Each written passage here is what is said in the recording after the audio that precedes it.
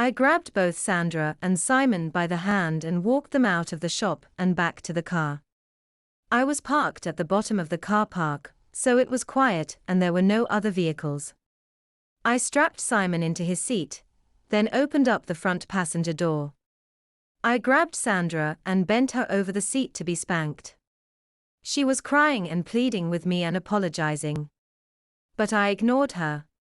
I smacked her left cheek sharply, and she began to cry immediately. Sandra tried to put her hand on her behind to rub the sting away, but I held it firmly away and began smacking her backside hard enough to make her regret her behavior, while ensuring the punishment was age-appropriate, of course. Altogether, I smacked Sandra's bottom 8 times. I lifted her into a standing position, and her hands went back to her bottom and she cried hard. I then bent down to speak to her.